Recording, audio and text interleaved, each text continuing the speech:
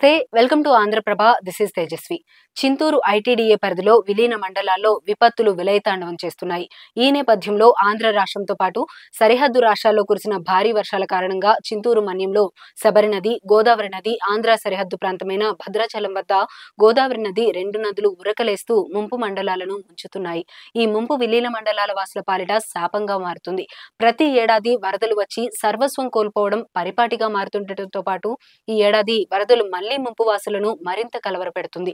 ఈ ఏడాది ఎవరూ ఊహించని విధంగా వరదలు సంభవించి గ్రామాలను ఇళ్లను ముంచేస్తున్నాయి. చింతూరు, విఆర్పురం, కూనవరం మండలాల్లో గోదారమ్మ తన ప్రతాపాన్ని చూపిస్తూ ఆ మండలాల వాసులని గోదారమ్మ పొమ్మనేలా చేస్తే ఆ వరద బాధితులను అడవి తల్లి మాత్రం అక్కున చేర్చుకుంటూ ఆశ్రయం కల్పిస్తుంది. మన్యంలోని ఆదివాసీలు ఎప్పుడూ మా అడవి తల్లి అని కలవరిస్తూ ఉంటుంటారు. అది కాస్త నిజంగా ఆ అడవి తల్లి వారి మాటలను విని నిజం చేసి ఆ అడవి తల్లి ఒడిలో ఆశ్రయం పొందేలా చేస్తుందేమో అనిపిస్తుంది. వరదల దెబ్బకు ప్రజలు విలవిల్లాడి ఎక్కడ ఉండాలో తెలియని పరిస్థితుల్లో చింతూరు మండలంలోని కుమ్మూరు వాసులు గుట్టపైకి వెళ్లి తలదాచుకుంటుండగా ఏజీ కోడేరు వాసులు ఏజీ కోడేరు, నూనెవారిగూడెం ప్రధాన రహదారి వెంబడి పాకలు వేసుకుని కాలం గడుపుతున్నారు.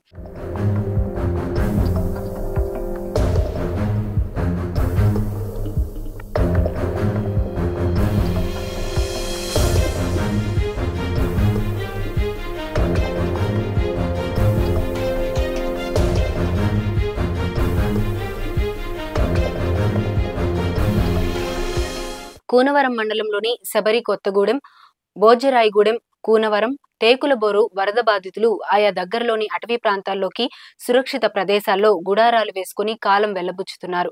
ఈ తరుణంలోనే కూనవరం చింతూరు ప్రధాన రహదారిలో పండ్రాజుపల్లి, కుంటూరు గ్రామాల మధ్య గల ప్రధాన రహదారి ప్రక్కనే ఉన్న అటవీ ప్రాంతం నిర్వాసితుల పాలిట పునరావాస కేంద్రాలుగా మారాయి.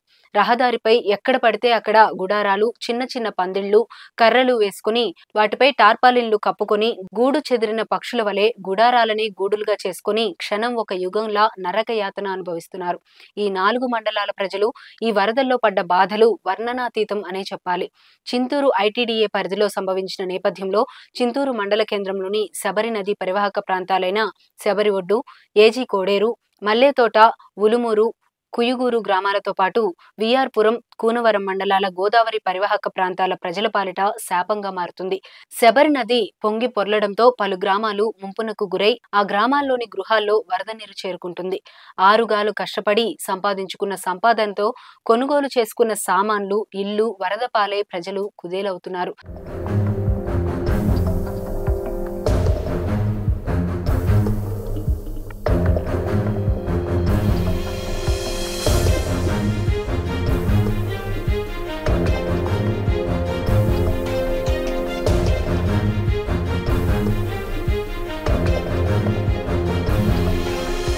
ప్రతి ఏటా శబరి చేసిన గాయం ఇంతంత కాదు. ఈ శబరి గాయం ఎలా ఉందంటే ఒక్కొక్క కుటుంబానిది ఒక్కొక్క గాథలా మిగులుతుంది.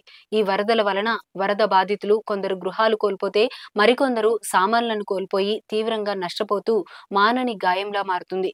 మరి ఈ శబరి చేసే గాయాన్ని మాంచి ఎవరు మాకు సాయం చేస్తారో అని ఈ ప్రాంత ప్రజలు కళ్ళు కాయలు కాసేలా ఏళ్ల తరబడి ఎదురుచూస్తున్నారే తప్ప బాధితుల బాధలు మాత్రం తీర్చే నాదులే కరువయ్యాడు. ప్రతి ఏడాది చింతూరు ఏజెన్సీలో వరదలు వస్తూనే ఉన్నాయి. ఈ వరదలను ప్రతి ఏటా చూసుకుంటూ గుండె గోదారిలో ఉండలేక కన్నతల్లి లాంటి ఈ ఊర్లను విడిచి వెళ్లలేక ఈ ప్రాంత ప్రజలు తీవ్ర మనోవేదనకు గురవుతున్నారు. ప్రతి ఏడాది చిన్న చిన్న వరదలు వచ్చి కొంత ఊరటనిచ్చేది కానీ ఈ 3 సంవత్సరాల నుండి వరదలు మాత్రం తీరని శోకాన్ని, తీర్చని కష్టాన్ని మిగుల్చుతున్నాయి. 1986 ఏడాదిలో వచ్చిన వరదలను తలపిస్తున్నాయి. ఈ తరుణంలో పోలవరం నిర్మాణం జరగకముందే ఇలాంటి ఉపద్రవాలు ముంచుకొస్తుంటే పోలవరం ప్రాజెక్టు నిర్మాణం పూర్తయితే ఎలాంటి పరిస్థితి ఉంటుందో ఊహించుకుంటేనే వెన్నులో వణుకు పుడుతుంది. ఈ క్రమంలో ప్రతి ఏడాది గుండె గోదారిలో ఉండలేక కన్నతల్లి లాంటి ఊరు విడిచి వెళ్లలేక ప్రజలు ఉసూరుమంటూ సంపాదించుకున్నది సర్వస్వం అక్కడే వరదల పాలు చేస్తున్నారు. ఈ 3 సంవత్సరాలుగా చింతూరు ఏజెన్సీలో సంభవించిన వరదలను చూసిన ప్రజలు, నిర్వాసితులు ముక్త కంఠంతో ఒక్కటే కోరుకుంటున్నారు. మాకు పోలవరం పరిహారం ఇప్పించండి మహాప్రభో, మా దారి మేము చూసుకుంటాం, మా పాటలేవో మేము పడతాం, ఈ కష్టాలు మేము పడలేము, ఈ కన్నీళ్లు ఇంకా మా వల్ల కాదు అని ఏజెన్సీ వాసులు ఆవేదన వ్యక్తం చేస్తున్నారు.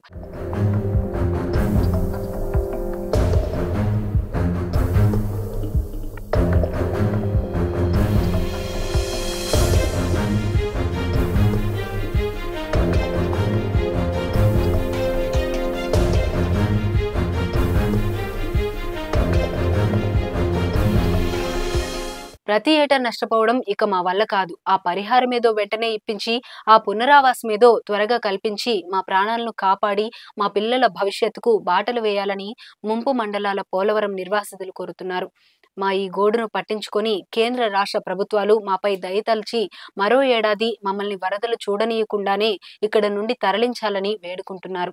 ఈ ఏజెన్సీ వాసుల బాధలు, కష్టాలు ప్రభుత్వాలు అర్థం చేసుకొని పరిహారం చెల్లించి నిర్వాసితుల కష్టాలు తీర్చాలని ఆశిద్దాం.